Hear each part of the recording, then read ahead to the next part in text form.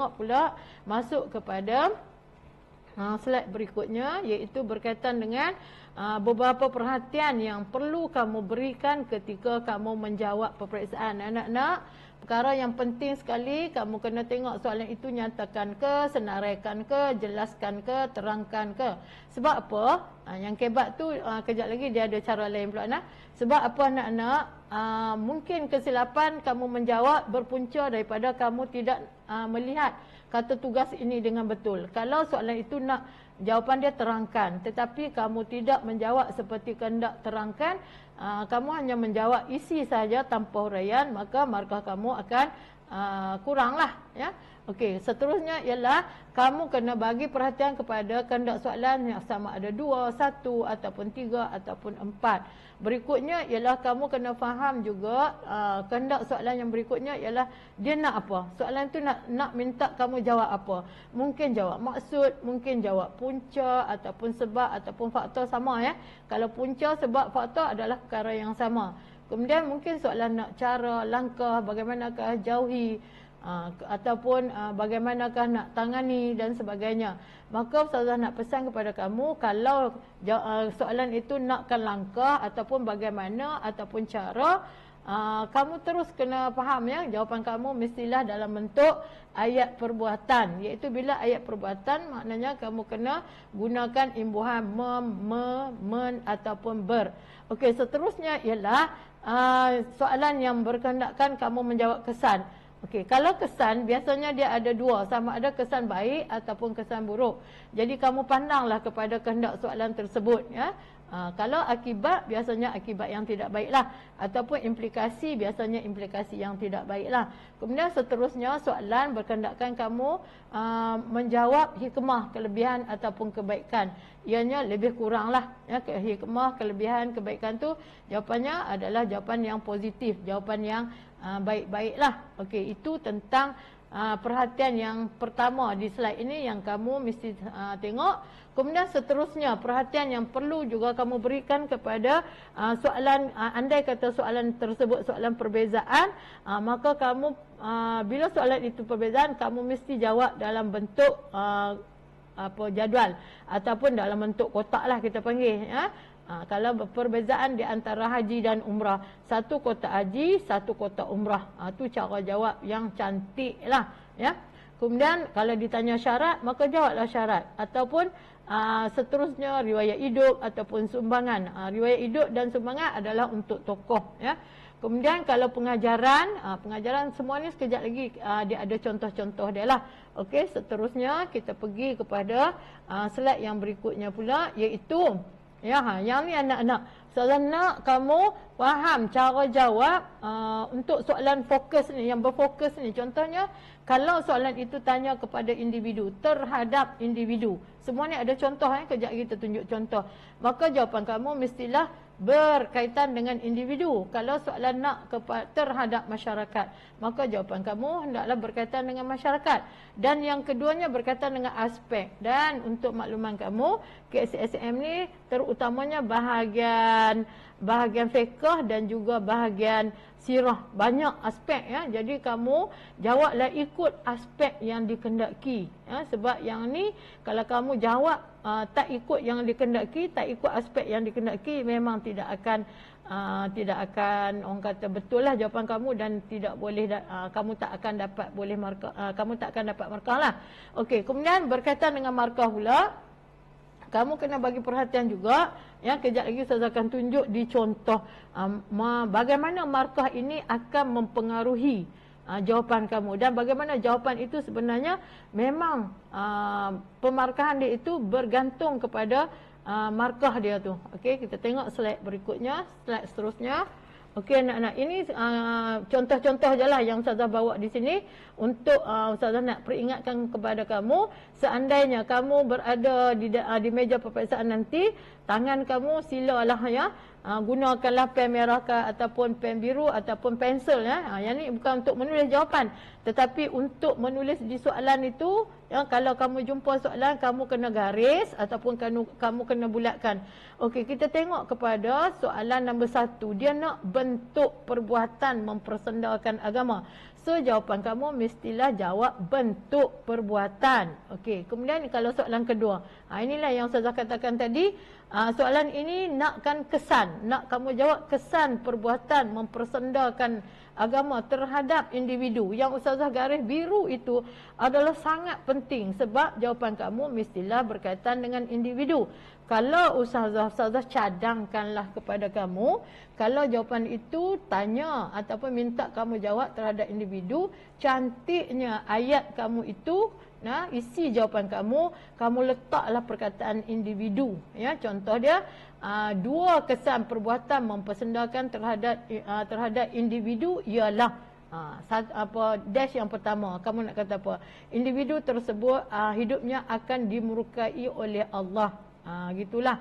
Ataupun seseorang yang melakukan perbuatan mempersendakan agama akan dibenci oleh orang ramai. Jadi kita isi jawapan kita itu nampak bahawa jawapan kita itu kita fokus kepada individu. Okey.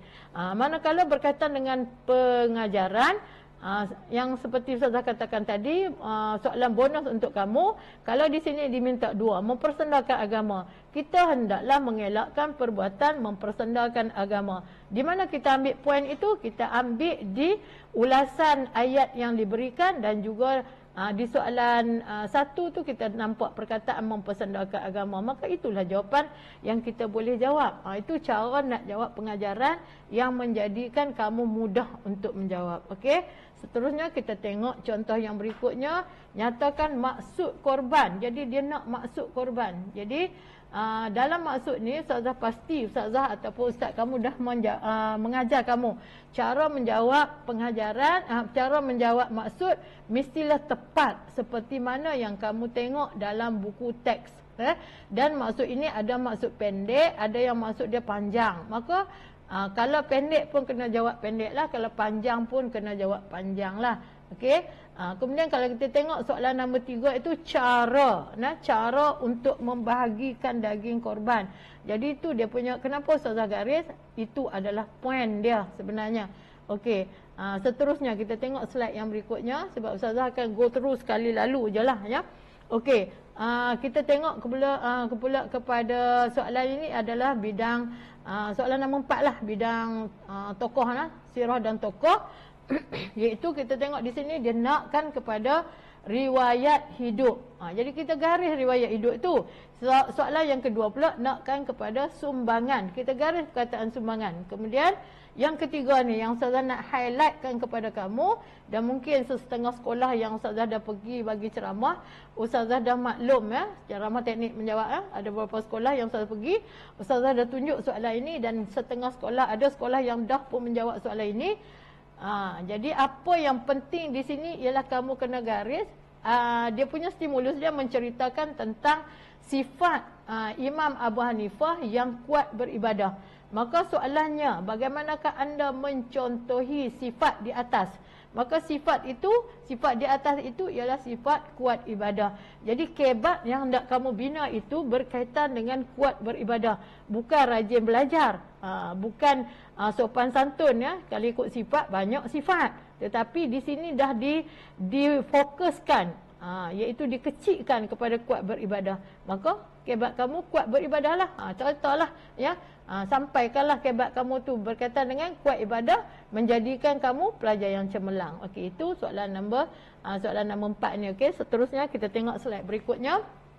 Yang ni soalan bahagian akidah lah ya, iaitu melalui i'tiqad. Yang ni yang Ustazah bimbang. Mungkin kamu hanya akan tengok soalan bagi orang yang tidak tenang. Misalnya dia tengok soalan, nyatakan maksud batal iman, terus dia bagi maksud batal iman. Dia tak tengok soalan sampai habis sehingga ke titik terakhir. Soalan ini nak melalui i'tiqad. Dia tak boleh bagi batal iman saja, dia kena bagi melalui i'tiqad. Bagaimana? Kemudian dua roman pun contoh tu dia nak hanya contoh i'tiqad saja yang membatalkan iman. Dia tak nak contoh yang lain. Jadi perkara-perkara ni lah yang akan kalau kamu tak betul-betul hati-hati di soalan, kamu akan jawab ikut kamu, sedangkan soalan nak benda lain. Okey, soalan nombor 3, cara anda. Cara anda maksudnya ialah cara kamu sebagai pelajar nak menjauhi perkara yang membatalkan iman. Terangkan. Jadi di sini ada dua benda. Satu, terangkan. Kamu kena tahu terangkan adalah jawapan untuk isi dan huraian. Kemudian kalau cara anda pula adalah kamu kena buat apa? Ayat dia mestilah dalam bentuk ayat perbuatan. Kamu nak meninggalkan perkara membatalkan iman. Saya akan mendalami ilmu-ilmu agama daripada guru-guru yang muktabar. Contoh je begitulah. Okay? Supaya saya memahami perkara-perkara yang ditegah dan dilarang oleh Allah Subhanahu Wa Taala. Okey, jadi dapatlah 4 markah macam tu. Okey, seterusnya kita tengok pula lagi. Yang ni sekarang Ustazah nak terang kepada kamu. Tadi Ustazah katakan, iaitu kalau maksud kamu kena faham, ada maksud yang kamu kena jawab sehingga habis, dapat 2 markah. Ada maksud yang kamu jawab separuh, bolehlah dapat 1 markah. Kalau nak dapat 2 markah, teruskan lagi sehingga habis. Jadi di sini Ustazah yakin, mungkin teknik-teknik menjawab kamu telah dengar, ataupun Ustaz dan Ustazah kamu telah pun terangkan kepada kamu mana maksud yang memang kamu tidak ada budi bicara, tak dapatlah 1 markah kalau tak habis. Maka kalau yang misalnya maksud haji tu kamu tak ingat, kamu hanya ingat mengunjungi Baitullah pada bulan-bulan haji, setakat tu je, dapat 1 markah. Tetapi kalau macam maksud wali ialah orang yang mempunyai kelayakan. Kamu lupa, setakat tu kelayakan, habis tak ingat apa dah, 1 pun tak dapat, kamu akan dapat 0 markah. Jadi Ustazah yakin kamu telah bersiap sedia dengan maksud-maksud di dada kamu. InsyaAllah kamu akan dapat menjawab dengan sebaik-baiknya. Okey, kita seterusnya kita tengok pula kepada soalan nyatakan juga maksud juga, tapi ada maksud-maksud yang memerlukan keyword ataupun dia memerlukan kepada orang kata maksud istilah yang diberikan kepada kamu tu dengan maksud yang sebenar, iaitu contohnya mengutamakan. Kalau fi al-aulawiyat mestilah ada perkataan mengutamakan.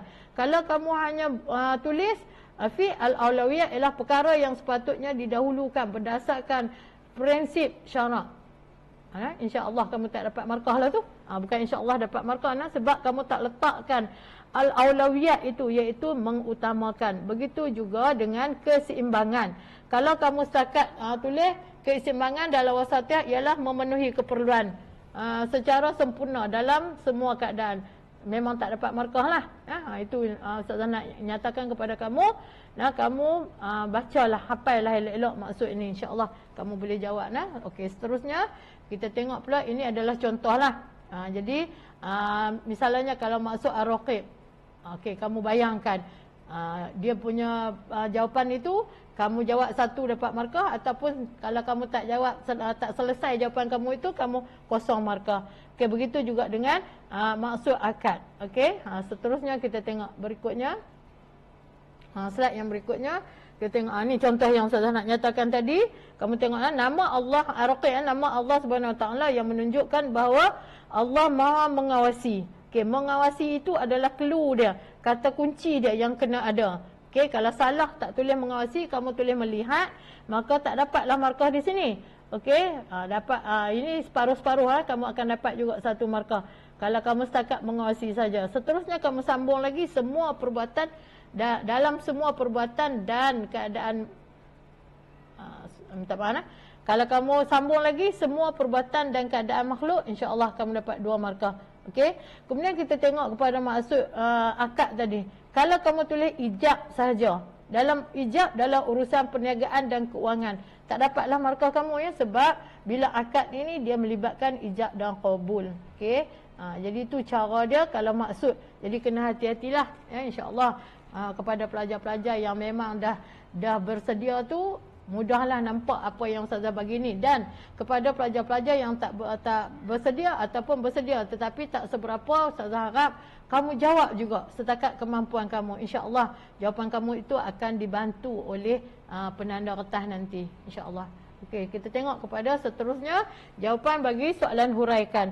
Huraikan, senaraikan, bukan huraikan, senaraikan. Senaraikan ni sebenarnya kita tengok pada keadaan ada yang perlu panjang sikit, ada yang hanya 1-2 perkataan saja. Kalau macam ni jenis haji, soalan hanya tanya jenis haji, maka kita jawab terus je. Haji ifrad, haji tamattu', haji qiran, dah selesai. Habislah.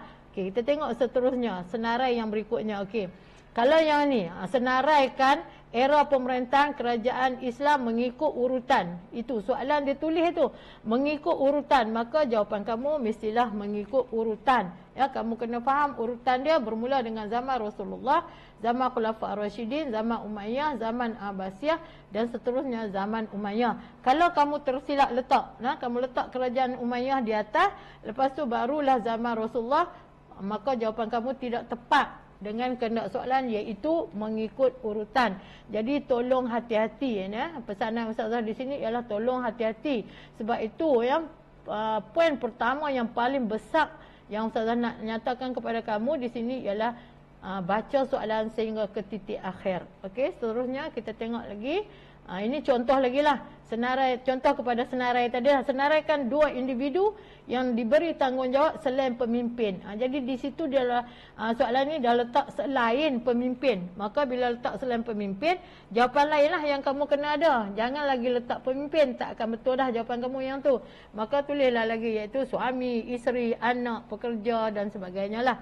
Okey, itu cara jawab dia. Okey, seterusnya kita tengok untuk soalan nyatakan 3 rukun haji. Okey, yang ni mungkin berbagai-bagai tanggapan lah, tetapi apa yang nak Ustazah sampaikan di sini ialah supaya kamu dapat markah yang baik, supaya jawapan kamu menjadi tepat. Ditanya 3 rukun haji, maka kamu letaklah situ wukuf di Arafah, tawaf di Kaabah, sa'i. Maka di sini Ustazah faham ada beberapa persoalan yang timbul. Wukuf di Arafah, perlukah letak di Arafah? Tawaf di Kaabah, perlukah letak di Kaabah? Okey, apa yang nak Ustazah sampaikan di sini, kamu jawablah dengan tepat. Wukuf memang di Arafah, tawaf memang di Kaabah. Okey, sa'i dia memang sa'i itu je. Dia tak kata sa'i Safa Marwah, dia kata sa'i. Maka sa'i lah.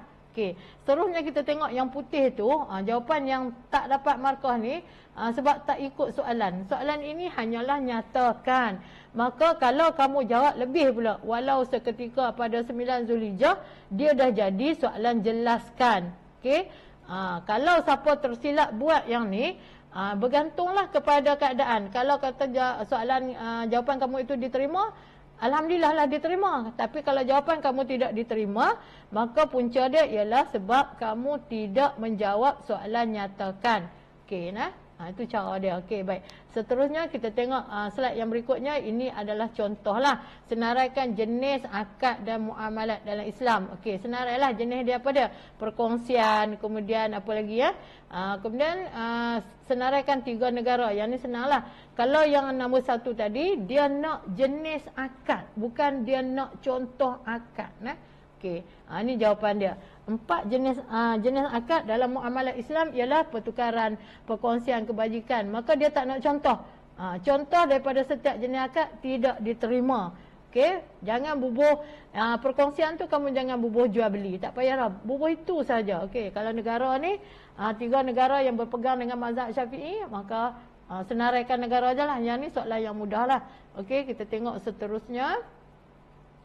Ayat ringkas lah. Nyatakan ni ayat ringkas aja, tak perlu panjang-panjang. Okey, nyatakan tetapi dalam keadaan soalan bahagian sirah ataupun bahagian tokoh, dia kena panjang lebih sikit. Walaupun nyatakan, kamu tak boleh jawab seperti yang di atas tu, tegas. Kena letak tegas dalam memerangi golongan murtad. Walaupun soalan tu nyatakan. Okey, berpandangan jauh ketika mengarahkan tulisan ayat Al-Quran dikumpulkan. Tak boleh tulis berpandangan jauh. Kamu kena cakap. Tegasnya, apa dia tegasnya. Kemudian berpandangan jauh, apa yang berpandangan jauhnya. Tu dia buat apa. Okey, itu bentuk soalan dia lah. Okey. Jadi kita seterusnya kita tengok pula kepada soalan jelaskan. Tadi nyatakan senaraikan ya. Sekarang soalan jelaskan. Anak-anak, di sini Ustazah nak Ustazah yakin kamu semua boleh nampak contoh yang diberikan di sini berbeza dari sudut markah. Okey, dan ayat yang nak kamu bina ataupun nak kamu jawab itu pun kamu tengok berbeza. Jadi Ustazah nak ceritanya, kalau kamu tengok yang atas, contoh yang atas itu isi sahaja tanpa huraian. Okey, dia nak kenapa kita nak buat macam tu? Sebab dua markah. Sebab tu saya kata tadi, markah boleh mempengaruhi jawapan kamu. Nah, kalau dua isi kemudian dua markah saja, insya-Allah dengan jawapan kamu yang orang kata pendek sikit tu dah boleh dapat markah. Syiar Islam dapat ditegakkan, dapat menjana ekonomi yang stabil. Okey, itu dah memang betul dah, dapat dah dua markah full, 2/2. Tetapi seandainya kamu tengok markah itu, jelaskan dua hikmah melaksanakan prinsip wasatiyah. Okey, 4 markah, maka kamu kena faham. Kalau dia nak 2, soalan jelaskan kalau dia nak 2 kemudian 4 markah di hujungnya, ayat kamu kena bagi ayat lengkap lah. Iaitu syiar Islam dapat ditegakkan dengan menyempurnakan akhlak dan nilai murni. Kamu boleh beza jawapan di atas dengan jawapan di bawah sebenarnya lebih kurang. Tetapi bila nak 4 markah, nak 2 markah satu isi, maka ayat kamu kena panjang lagi lah. Okey, dapat menjana ekonomi yang stabil kerana tiada berlaku pembaziran. Okey, baik. Anak-anak di sini, ya, Ustazah tahu, walaupun Ustazah dah baru je pencen, tapi Ustazah tahu kawan-kawan Ustazah ataupun sejak dulu-dulu lagi, sejak tahun 2021 lagi, Ustaz dan Ustazah ni mengamalkan macam ni. Kalau soalan jelaskan tu, jawablah bagi ada isi dan huraian. Jadi selamatlah jawapan anak-anak ni, jadi selamatlah. Tak jadi macam jawapan yang pendek-pendek tu, ya. Jadi tu cerita dia. Sekarang ni nak mudah cerita, soalan jelaskan, jawablah panjang. Kalau tak tahu nak buat macam mana, jawablah jawapan kamu tu seperti jawapan soalan terangkan, isi dan huraian. Okey, seterusnya kita tengok. Ni jelaskan lagi dia fakta dalam buku. Kalau yang tadi tu kita boleh reka-reka, ya, sebab bidang dia tu kita boleh reka. Tapi kalau bidang yang ni, bidang akidah, iaitu Allah, bukti Allah bersifat ar-raqib, memang tak boleh nak kata apa dah.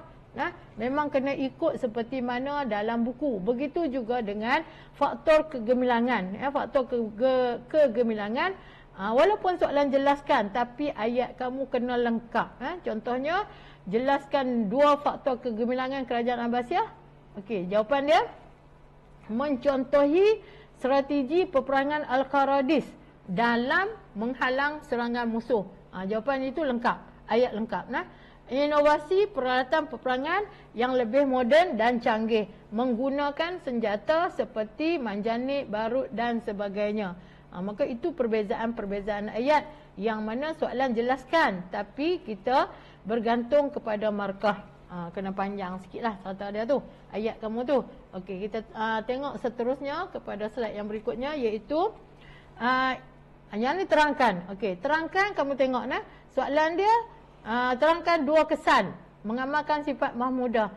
Okey, isi dan huraian nampak jelas. Biasanya kita guna saku ke, ada orang kata saku, ada orang kata suka dan sebagainya. Ya, disayangi oleh Allah kerana melakukan kebaikan.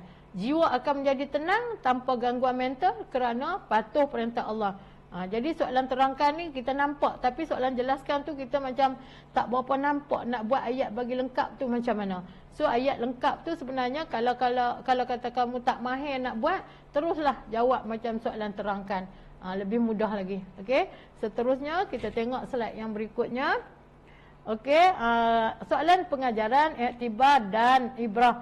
Okey, dinasihatilah, dicadangkanlah. Kalau soalan pengajaran ni nak mudah cerita, kita buat, kita hendaklah menghormati, kita hendaklah saling bekerjasama. Kemudian soalan terangkan, maka adalah isi dan huraian dia. Sebenarnya ada, boleh pun kalau ayat pengajaran ni kamu tak guna kita hendaklah. Tapi kadang-kadang ada pelajar tersasar, tak menampakkan jawapannya itu sebagai ayat pengajaran. Jadi kita syorkanlah buat ayat pengajaran lah. Macam ni, kita hendaklah.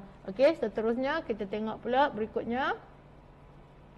Jawapan bagi soalan-soalan yang respon terhad ataupun dia bila sebut respon terhad ni sebenarnya isi kandungan jawapan kamu itu mesti ikut dalam buku lah. Contohnya 2 bidang pelaksanaan fi'al aulawiyat. dalam buku teks inilah ilmu dan pemikiran, 1, kemudian 2 amalan, 3 tuntutan syarak. Maka ini yang kita dapati dalam buku teks, maka ini sahajalah jawapan yang diterima. Okey, ini dipanggil respon terhad. Tengok apa yang ada betul-betul dalam buku teks. Okey, seterusnya kita tengok yang ni pula respon terbuka. Biasanya kita menggunakan pemikiran. Contoh dia, jelaskan 2 kelebihan berdikari. Kamu nampak di sini berdikari, kamu faham berdikari itu buat apa, nah? Okey, maka kelebihan berdikari meningkatkan keyakinan dalam diri seseorang. Kita guna akal kita lah, apa kebaikan dia bila kita mengamalkan sikap berdikari. Yang tadi tak boleh, yang tadi kita kena ikut apa yang ada dalam buku.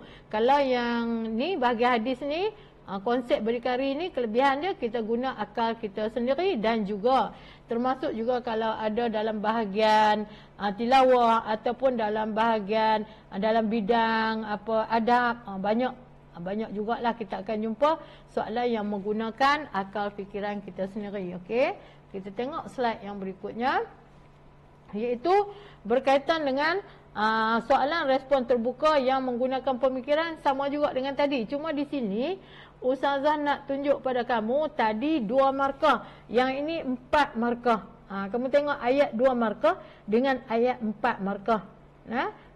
Kalau 4 markah, kamu tengok 2 kelebihan berdikari meningkatkan keyakinan dalam diri seseorang. Ayat ni ayat tak lengkap ni. Ayat ni hanya untuk ayat kalau soalan itu 2 markah. Itu beza dia, 2 isi 2 markah. Tetapi ayat yang Ustazah bagi yang merah ni, maknanya meningkatkan keyakinan dalam diri seseorang ketika menjawab peperiksaan.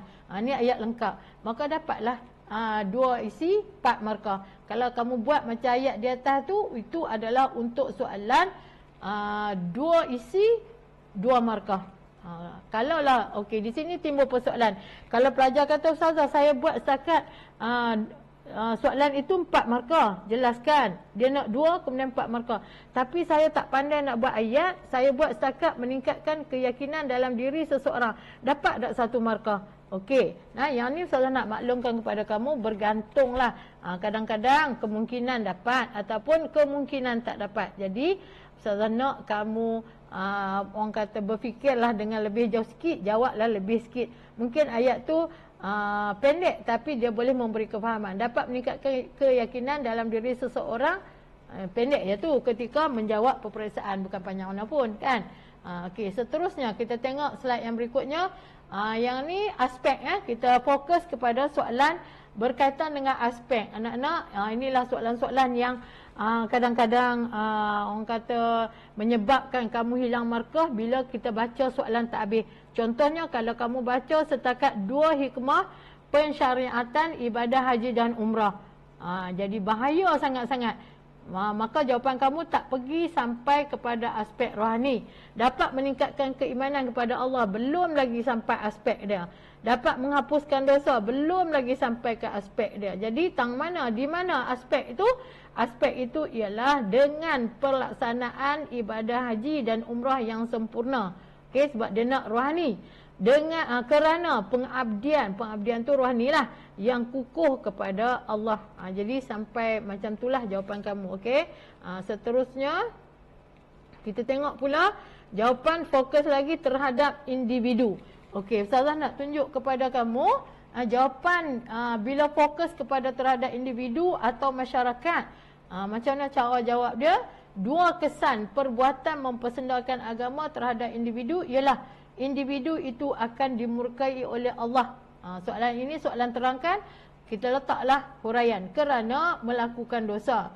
Beliau akan dibenci oleh masyarakat. Biasanya beliau ini kita tujukan kepada individu lah. Walaupun dia tak letak individu, tetapi ayat dia itu membayangkan individu. Kalau kamu tengok jawapan yang bawah tu, masyarakat akan huru-hara kerana saling tuduh menuduh. Jawapan tu macam betul. Tetapi bila letak masyarakat tu akan jadi salah lah. Atau kalau tak diletakkan masyarakat, jawapan dia ialah akan huru-hara ataupun akan berlaku huru-hara Huru-hara tu biasanya melibatkan ramai. Dia bukan individu. Pun salah juga jawapan dia. Jadi nak cantiknya, kalau terhadap individu, kita letak individu ataupun kita letak ganti nama dia lah. Dia ke, nya ke, dirinya ataupun beliau ke. InsyaAllah boleh betul lah jawapan kamu tu. Okey nah. Begitu juga. Okey, sekarang kita pergi kepada cara untuk menjawab soalan hukum dan alasan. Okey anak-anak. Ustazah cadangkanlah ya, Ustazah syorkan kepada kamu, kalau untuk mencantikkan jawapan kamu, untuk menampakkan jawapan kamu itu kemas, bagi soalan hukum dan alasan seandainya ada dalam peperiksaan nanti, maka jawablah macam mana yang Ustazah nak tunjuk di sini, iaitu A dan B itu. Jawab dulu hukum, kemudian letak alasan di bawah. Okey, kamu jangan sambung je nah.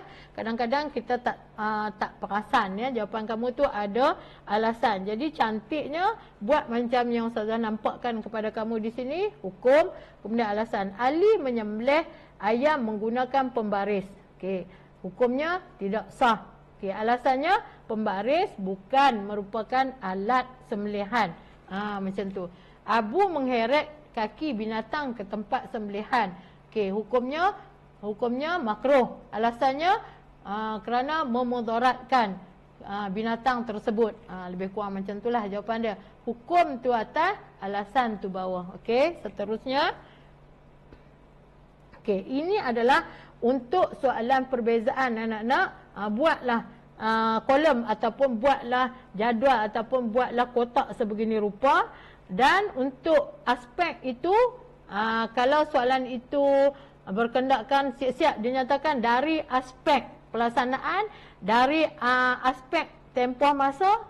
Okey, kamu letaklah situ. Buat kotak tu 3. Ya, kalau tak diminta pun terus je soalan tu direct je. Jelaskan perbezaan antara haji dan haji ifrad dan haji qiran. Kamu nak buat 3 kolom pun tak apa, nak buat 2 kolom pun tak apa. Maksudnya di sini aspek itu tak apa, kamu nak letak pun tak apa, nak tulis pun tak apa, tak tulis pun tak apa. Kemudian seterusnya, bab perbezaan ini kamu kena faham ya. Kamu kena bagi setara lah ataupun bagi matching. Melakukan haji dahulu kemudian umrah. Okey, sebelahnya pun menceritakan tentang pelaksanaan melakukan umrah, haji dan umrah secara serentak. Yang kedua, dari sudut masa ataupun tempoh masa. Haji ifrad, masa berihram panjang. Haji qiran, masa berihram singkat. Kamu tengok perbezaan tu dia mesti setara, dia mesti matching, tak boleh berselang dan sebagainya. Okey nah, itu tentang teknik untuk menjawab perbezaan. Okey, seterusnya. Okey, satu lagi Ustazah nak maklum kepada kamu, untuk perbezaan kamu jangan letak perkataan tidak nah. Kamu tak tahu nak jawab macam mana. Kamu tengok yang P2 yang salah tu. Tidak mengamalkan riba. Okey, kamu jangan letak tidak mengamalkan riba. Kamu letaklah jawapan kamu, tulislah jawapan kamu mengharamkan riba. Okey, sebelah konvensional tu mengamalkan riba. Jangan letak tidak mengamalkan riba. Jadi ceritanya Ustazah nak maklum kepada kamu, seelok-eloknya jangan guna perkataan tidak dalam jawapan kamu. Tetapi kamu carilah perkataan yang orang kata lebih kurang. Tidak mengamalkan riba, maksudnya mengamalkan riba lah. Maka kita tukarlah perkataan itu, kita ubahlah. Begitulah keadaannya ya. Okey, seterusnya kita tengok ini adalah untuk jawapan riwayat hidup. Anak-anak, jawapan riwayat hidup ni, riwayat hidup maksudnya dia punya biodata dia lah. Okey, kita mulalah dengan tarikh lahir ataupun setengah orang mula dengan nama sebenar lah. Nama sebenar ini Ustazah nak fokuskan kepada kamu ialah mesti bin. Bin dia, kalau bin, nama dia dan bin. Okey, kalau bin datuk dia tu ataupun selepas tu bin yang ketiga dah tu, kamu tak jawab pun tak apalah. Jadi maksudnya kamu letakkan bin tokoh tersebut. Jangan bubuh nama dia sebiji-sebiji itu saja. Okey, tarikh lahir, tempat lahir, kemudian apa lagi, tarikh meninggal dunia. Kalau ada lah, kalau kamu ingat lah. Kemudian berikutnya kunyah dia. Banyak tokoh-tokoh ada kunyah dia. Ya, jadi kamu letaklah kunyah dia tu. Okey, jawatan. Jawatan dia tu, jawatan dia sebagai apa? Okey, yang cantiknya kita letak akhlak. Akhlak dia, apa akhlak dia? Okey, akhlak dia contohnya gigih. Tapi kamu kena ingat, kalau kamu letak akhlak dia gigih, kamu jangan letak perkataan gigih tu sebiji-sebiji je. Kamu kena letak gigih dia buat apa? Gigih dia menggerakkan usaha dakwah. Begitulah rupanya kalau kita nak jawab untuk riwayat hidup seseorang tokoh tu. Okey, seterusnya. Ini cara dia ya. Macam ni lah. Ini Ustazah bagi gambaran je lah. Nama sebenar, tempat lahir, kunyah, sifat peribadi. Sebab apa yang ni? Ustazah nak elakkan daripada kamu duk susah-susah payah nak ingat tarikh. Kalau yang ni 4 markah. Biasanya dia akan bagi 4 markah. Maka lengkap lah kamu ingat nama sebenar dia, tempat lahir dia di mana, kunyah dia apa dia, sifat peribadi dia bubuh 1. Okey, cukup lengkap lah sifat dia apa, riwayat hidup tokoh ni. Okey, seterusnya. Okey, yang ni sumbangan. Okey, bab sumbangan ni Ustazah nak ingatkan kepada kamu, kamu jangan menulis buku. Misalnya dia tanya sumbangan Imam Syafi'i. Kamu tulis di situ nama menulis buku. Kemudian yang kedua melahirkan murid. Yang ketiga mengasaskan mazhab. Tak boleh macam tu lah, kamu kena bubuh bagi lengkap. Yang ni lah soalan walaupun nyatakan, tapi kena bagi lengkap. Menulis kitab ataupun menulis buku iaitu Ar-Risalah. Nama buku dia Ar-Risalah. Okey, melahirkan murid. Okey, tulis nama murid dia tu. Okey, mengasaskan mazhab iaitu mazhab Syafi'i. Macam tu jawapan dia. Okey. Tu cara jawab sumbangan. Okey, seterusnya, slide seterusnya ialah berkaitan dengan iktibar. Anak-anak, iktibar ni kita boleh bagi tip kepada kamu. Kita guna pemikiran, iaitu kalau berkaitan dengan pemerintahan kerajaan-kerajaan ini, kita nak ambil iktibar ni, kita letak iktibar kita itu berkaitan dengan ilmu dan dakwah. Kalau Khulafa' Ar-Rasyidin, dia banyak berkaitan dengan dakwah lah. Kalau zaman Umayyah, Abbasiyah dan Utsmaniyah ini berkaitan dengan ilmu. Kita hendaklah menuntut ilmu supaya kita dapat mentadbir negara dengan sempurna. Contoh dia gitulah. Okey. Begitu juga dengan tokoh 4 mazhab, kita hendaklah gigih menuntut ilmu seperti mana Imam Syafi'i, agar kita dapat menyumbang kepada umat Islam. Begitulah cara dia iktibar. Kita boleh letak, kita letak jawapan kita hendaklah tu, insya-Allah kita nampaklah iktibar yang kamu bagi dalam jawapan kamu tersebut. Okey, itu tentang iktibar. Seterusnya ialah kita tengok kebat nah. Okey, anak-anak, jawapan bagi kebat ini dia ada macam-macam cara lah. Ada yang orang buat isi satu. Okey, misalnya macam ni, pada pendapat saya perbuatan tersebut adalah haram dalam di sisi agama Islam. Okey, titik kat situ. Hal ini kerana, okey, isi dan huraian berasingan. Ada orang yang direct je dia buat. Pada pendapat saya perbuatan di dalam situasi di atas adalah haram kerana. Jadi nampak di situ hukum dia haram kerana tu dah jadi huraian. Maka isi campur huraian. Kemudian seterusnya huraian lengkap lah, kesannya ataupun contohnya. Begitu nah. Dia mesti bagi cukup kebat ni, mesti bagi cukup isi, huraian lengkap dan kesimpulan. Okey, dah. Seterusnya kita tengok tentang kebat ini, sedikit penerangan yang Ustazah nak bagi kepada kamu ialah kamu nak mengenali soalan itu ya. Kamu nak mengenali soalan itu. Kalau soalan itu dia tanya ramalkan. Jadi ramalkan di sini kamu kena tahu ada kesan. Dia tanya kamu apa kesan atau apa akibat atau apa implikasi. Jadi kamu kena tengok kepada stimulus yang diberikan. Kalau stimulus itu bercerita tentang perkara yang baik, yang baik misalnya dia bagilah cerita apa berdikari apa semua tu, kemudian dia tanya ramalkan kesan masyarakat yang mengamalkan ataupun masyarakat yang melaksanakan cadangan ataupun berkaitan dengan stimulus tu lah, maka kesan itu baiklah. Tetapi kalau dia bagi satu benda yang baik, berdikari merupakan apa-apa di situ, kemudian dia punya soalan dia ramalkan. Ramalkan apakah yang akan terjadi kepada masyarakat yang mengabaikan perbuatan ataupun amalan di atas. Bila mengabaikan tu maksudnya tak elok lah, maka kesan kamu mestilah kesan yang buruk. Okey, seterusnya kalau kebat itu tanya bagaimanakah cara, apakah tindakan ataupun langkah menjauhi atau mengatasi. Jawapan kamu berkaitan dengan perbuatan yang kamu nak cerita tu, apa yang kamu nak kena buat, ataupun apa yang pihak berkuasa nak kena buat, ataupun jawapan kamu itu mesti membayangkan perbuatan ataupun perlakuan. Maka ayat kamu itu, kalau dia tanya anda, saya akan apa? Saya akan mengatasi perbuatan ini dengan cara mendekati ataupun membanyakkan ilmu agama. Macam tu nah. Maksudnya dalam bentuk ayat perbuatan. Atau ada soalan pernah disoal di dalam tahun 2016 dulu. Nah, anda sebagai ketua, anda sebagai apa? Anda sebagai ketua pelajar di sekolah. Dia bagilah situasi. Jadi bila anda sebagai apa ni, dalam jawapan anda nanti, dalam jawapan kamu tu nanti, kamu kena berlakonlah seperti mana diandaikan tu. Saya sebagai ketua pelajar, saya akan memastikan pelajar saya rakan-rakan saya berdikari ketika melaksanakan tugas dan tanggungjawab yang diberikan oleh guru dengan cara, tu baru isi tu, dengan cara apa? Kamu nak andaikan diri kamu tu lah. Okay, kena tulis saya sebagai apa. Okay, kalau soalan tanya mengapakah, kamu kena faham lah. Mengapakah ini dia tanya kepada faktor ataupun punca ataupun sebab. Misalnya dia bagi situasi, contohnya orang sedang mengamalkan ajaran sesat.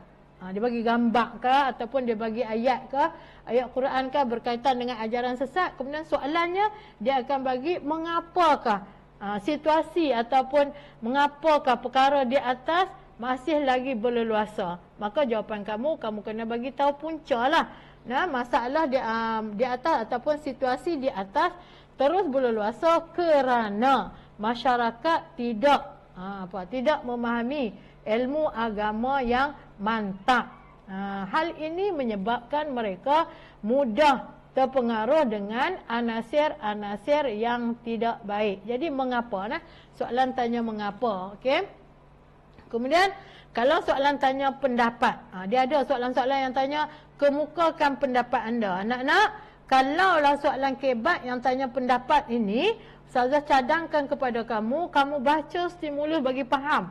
Biasanya apa yang kamu nak bagi pendapat itu duduk dalam stimulus. Okey, pendapat itu adalah soalan. Jadi kamu baca betul-betul apa yang ada dalam stimulus tu, kemudian kamu jawablah pendapat kamu itu yang dikaitkan dengan stimulus yang diberikan kepada kamu. Okey, baik. Kemudian seterusnya ialah soalan kebat yang melibatkan hukum. Dan soalan ini, kalau kebat melibatkan hukum ni, biasanya soalan yang agak sukar kalau kamu tak berapa tahu tentang hukum hakam. Nah, jadi pada kebiasaannya soalan ini berada di soalan nombor 3 lah. Okey, kejap lagi kita akan tengok ada soalan dan ada jawapan yang Ustazah akan tunjuk contoh kepada kamu. Okey, berikutnya hujah menyokong. Okey, kalau menyokong kamu teruslah. Saya menyokong pandangan di atas kerana apa? Itu cara nak jawab hujah menyokong. Dia bagi satu stimulus, kemudian dia akan letakkan soalan di situ, huraikan hujah anda ataupun huraikan, adalah cara dia tanya tu yang mana jawapan dia kamu kena sokong. Maka sokonglah, jangan tak sokong. Kalau kamu tak sokong, maka 100% lah jawapan kamu salah. Okey? Kalau dia tanya pendapat tadi, tak apa. Kalau dia tanya pendapat, kita boleh bagi. Kita tengok keadaan stimulus.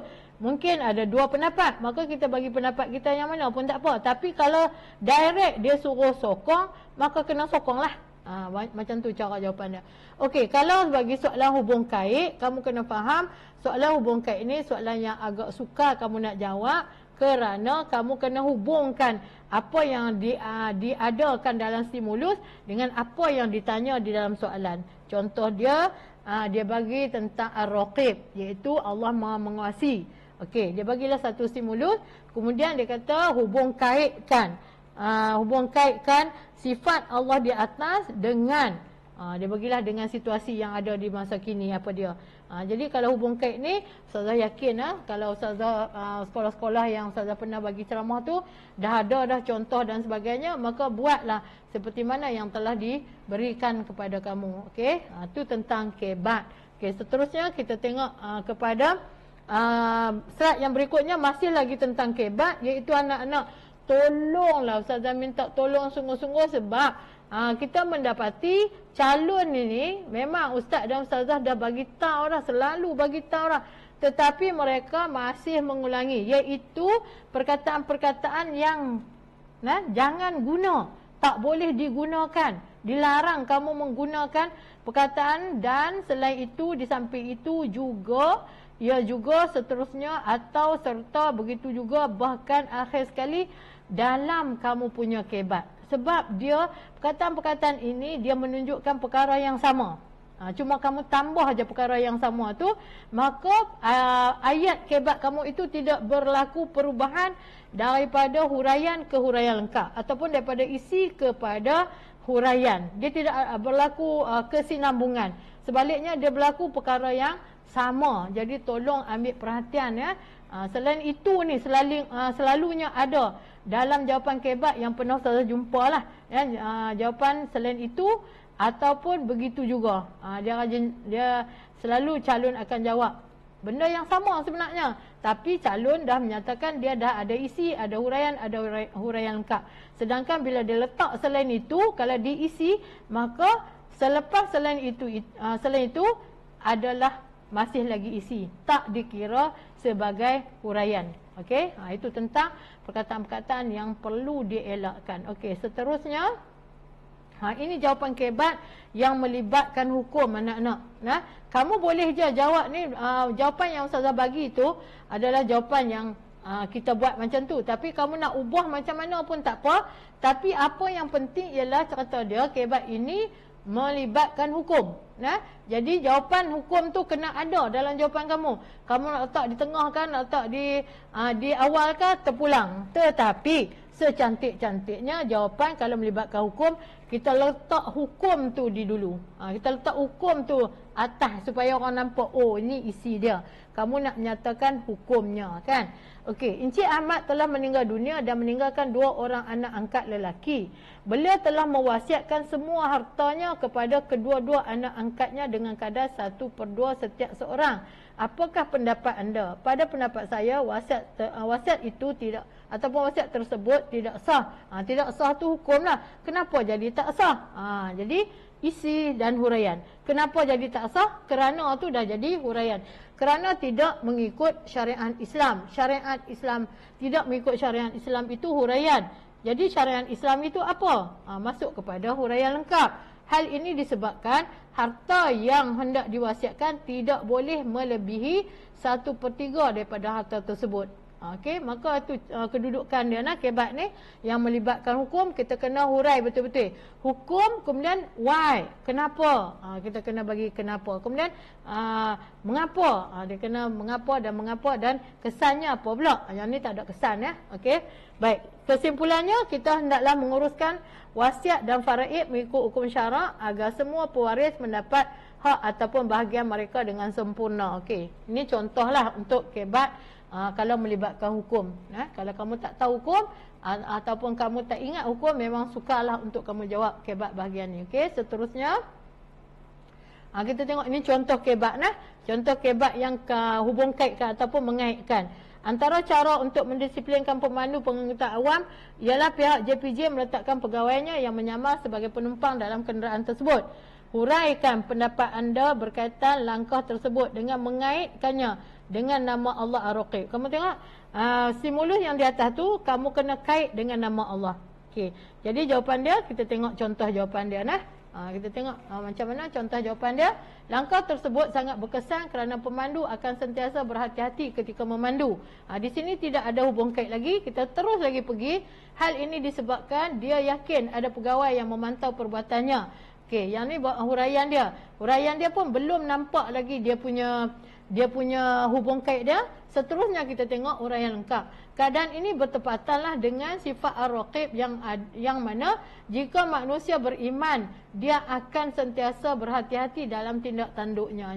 Jadinya dikaitkan Ar-Raqib dengan apa orang kata langkah JPJ itu dalam satu kebat ini dia duduk di huraian lengkap. Okey, kesimpulan seperti biasalah. Sekarang kita tengok contoh hubung kait yang kedua. Okey, yang ni isi dan huraian duduk di satu tempat, kita boleh nampaklah. Kewujudan CCTV di premis kerajaan maupun di kediaman mampu membantukan niat jahat penjenayah untuk melakukan pencerobohan.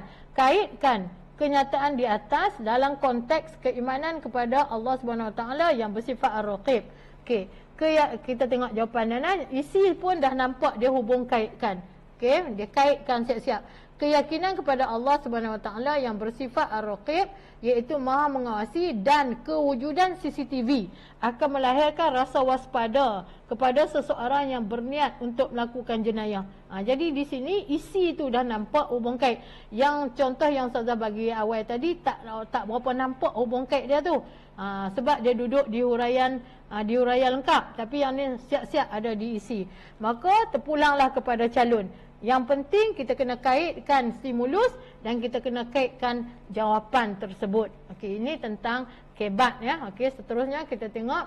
Okey, ini sebagai frame-nya lah kepada calon-calon yang masih lagi merasa was-was untuk menjawab kebat ni.